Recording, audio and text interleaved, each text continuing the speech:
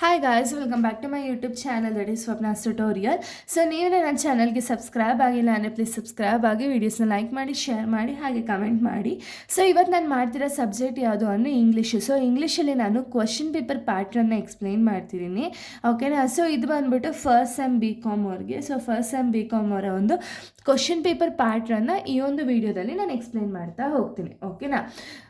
So ನೀವು ನೋಡ್ಬೋದು, ನಿಮಗೆಲ್ಲ ಗೊತ್ತಿರೋ ಹಾಗೆ ಇಲ್ಲಿ ಇಂಗ್ಲೀಷ್ ಪೇಪರ್ ಬಂದುಬಿಟ್ಟು 80 ಮಾರ್ಕ್ಸ್ಗೆ ನೀವು ಬರೀತೀರ, 20 ಮಾರ್ಕ್ಸ್ ಬಂದುಬಿಟ್ಟು ಇಂಟರ್ನಲ್ಸ್ ಅನ್ನೋದು ಸಿಗುತ್ತೆ.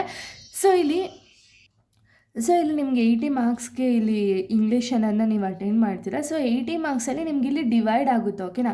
ಒಂದು ಸೆಕ್ಷನ್ ಎ ಬಂದುಬಿಟ್ಟು ಪ್ರೋಸ್ ಆ್ಯಂಡ್ ಪೊಯೆಟ್ರಿಗೆ, ಆ್ಯಂಡ್ ಸೆಕ್ಷನ್ ಬಿ ಬಂದುಬಿಟ್ಟು ಲ್ಯಾಂಗ್ವೇಜ್ ಕಾಂಪೋನೆಂಟ್ಸ್ ಅಂದರೆ ಇಲ್ಲಿ ಗ್ರಾಮರ್ ಅಂತ ಅರ್ಥ, ಓಕೆನಾ. ಸೊ ಗ್ರಾಮರ್ ಬಂದುಬಿಟ್ಟು ಸೆಕ್ಷನ್ ಬಿ ಅಲ್ಲಿರುತ್ತೆ.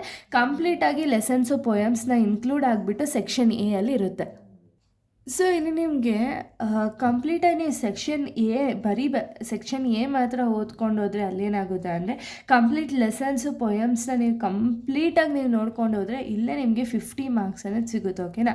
ಸೊ ಇನ್ನು ಗ್ರಾಮರ್ ಪಾರ್ಟ್ ಬಂದುಬಿಟ್ಟು ನಿಮಗೆ ಇಲ್ಲಿ ಇಂಗ್ಲೀಷಲ್ಲಿ ನೀವು ಗ್ರಾಮರ್ ಪಾರ್ಟ್ ಓದಲೇಬೇಕು. ಯಾಕೆ ಅಂದರೆ ಇಲ್ಲಿ ನೋಡಿ, ನೀವು ರಿಪೋರ್ಟೆಡ್ ಸ್ಪೀಚ್ ಆಗಿರ್ಬೋದು, ಡೂ ಆ್ಯಸ್ ಡೈರೆಕ್ಟೆಡ್ ಆಗಿರ್ಬೋದು, ಪ್ಯಾಸಿವ್ ವಾಯ್ಸ್ ಆಗಿರ್ಬೋದು, ಇದೆಲ್ಲ ನೀವು ನೋಡ್ಕೊಂಡು ಹೋದರೆ ಮಾತ್ರ ನಿಮ್ಗೆ ಇಲ್ಲಿ ಅಟೆಂಡ್ ಮಾಡೋಕ್ಕಾಗುತ್ತೆ, ಇಲ್ಲಾಂದರೆ ಇದನ್ನು ಅಟೆಂಡ್ ಮಾಡೋಕ್ಕಾಗಲ್ಲ, ಓಕೆನಾ.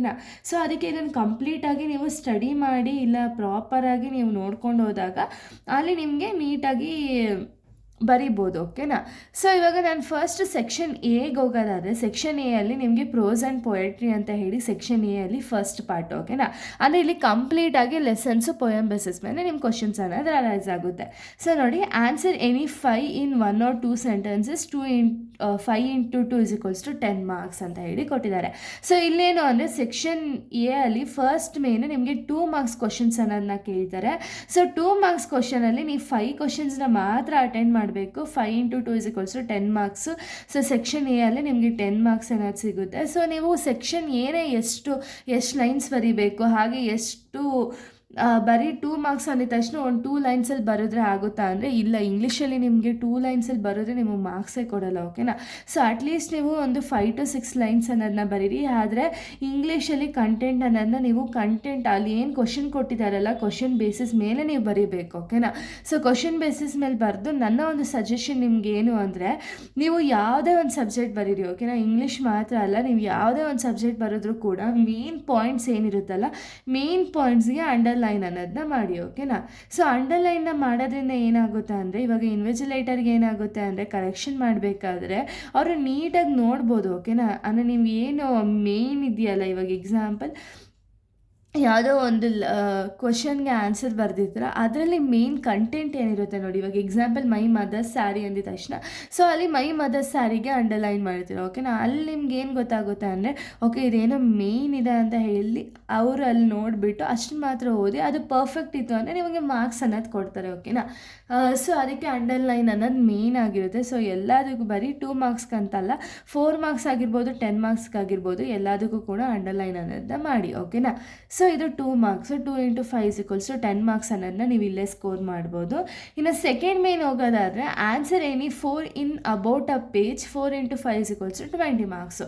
ಸೊ ಅಂದರೆ ಇಲ್ಲಿ ನೀವು 4 ಕ್ವಶನ್ಸ್ ಮಾತ್ರ ಅಟೆಂಡ್ ಮಾಡಬೇಕಾಗುತ್ತೆ. 1 ಕ್ವಶನ್ಗೆ 5 ಮಾರ್ಕ್ಸ್ ಅನ್ನೋದಿರೋದ್ರಿಂದ ಇಲ್ಲಿ ನಿಮಗೆ 20 ಮಾರ್ಕ್ಸ್ ಅನ್ನೋದು ಸಿಗುತ್ತೆ, ಓಕೆನಾ. ಸೊ 20 ಮಾರ್ಕ್ಸ್ಗೆ ನೀವು ಎಷ್ಟು ಬರೀಬೇಕು, ಅಥವಾ 5 ಮಾರ್ಕ್ಸ್ಗೆ ಎಷ್ಟು ಆನ್ಸರ್ ಬರೀಬೇಕು ಅಂದರೆ ಅಟ್ಲೀಸ್ಟ್ 1.5 ಅಥವಾ 2 ಪೇಜಸ್ ಇರಲಿ, ಓಕೆನಾ. ಬರೀ 1 ಪೇಜಲ್ಲಿ ಮುಗಿಸ್ಬೇಡಿ, ಅಟ್ಲೀಸ್ಟ್ 1.5 2 ಪೇಜಸ್ವರೆಗೂ ಇರಲಿ, ಓಕೆನಾ.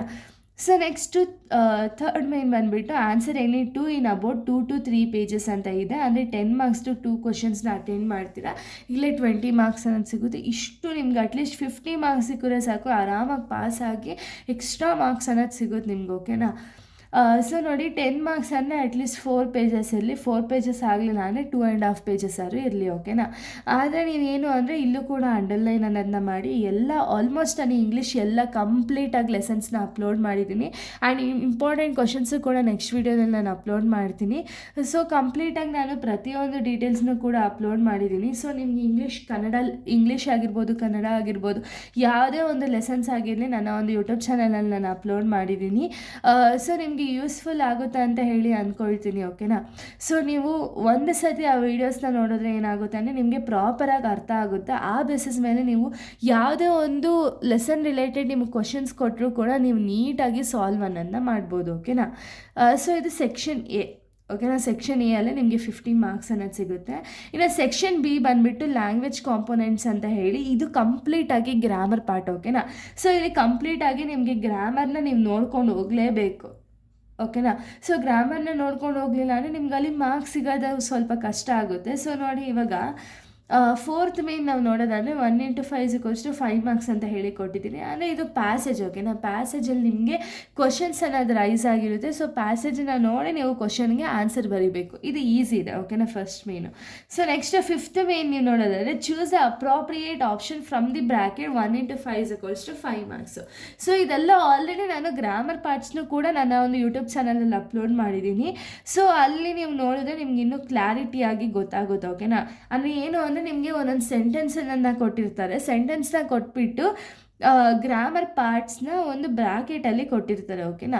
ಸೊ ಅದರಲ್ಲಿ ಆ ಸೆಂಟೆನ್ಸ್ಗೆ ಮ್ಯಾಚ್ ಆಗುವಂಥ ವರ್ಡ್ನ ಆಪ್ಷನ್ನ ನೀವು ಚೂಸ್ ಮಾಡಬೇಕು. ಇದು ಪ್ರಾಪರಾಗಿತ್ತು ಅಂದರೆ ಇಲ್ಲಿ ನಿಮಗೆ 5 ಮಾರ್ಕ್ಸ್ ಅನ್ನೋದು ಬರುತ್ತೆ.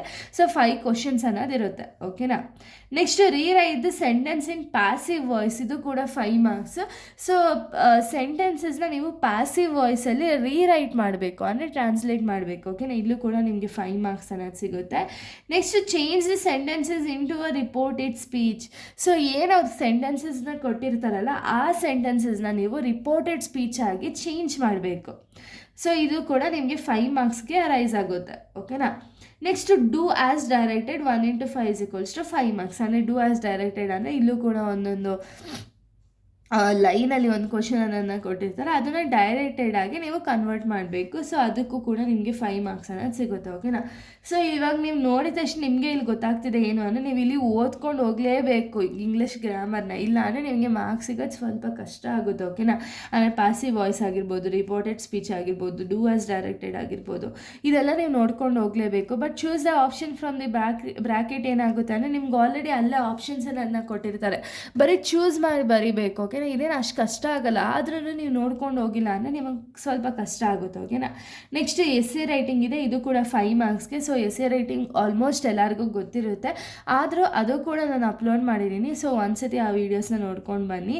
ಸೊ ಇಂಗ್ಲೀಷ್ ಗ್ರಾಮರ್ ಕಂಪ್ಲೀಟಾಗಿ ನಾನು ಅಪ್ಲೋಡ್ ಮಾಡಿದ್ದೀನಿ, ಬಿಕಾಸ್ ಇಂಗ್ಲೀಷ್ ಗ್ರಾಮರು ಸ್ವಲ್ಪ ಕಷ್ಟ ಇದೆ. ಓಕೆನಾ.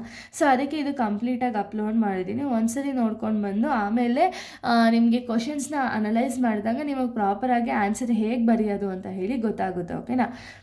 ಸೊ ಇಷ್ಟು ಕೂಡ ಒಂದು ಇಂಗ್ಲೀಷ್ ಕ್ವಶನ್ ಪೇಪರ್ ಪ್ಯಾಟ್ರನ್. ನೀವು ಇಷ್ಟು ಪ್ರಾಪರಾಗಿ ತಿಳ್ಕೊಂಡು ಹೋದ್ರಿ ಅಂದರೆ ನಿಮ್ಗೆ 80 ಮಾರ್ಕ್ಸ್ ಗ್ಯಾರಂಟಿ ಬರುತ್ತೆ.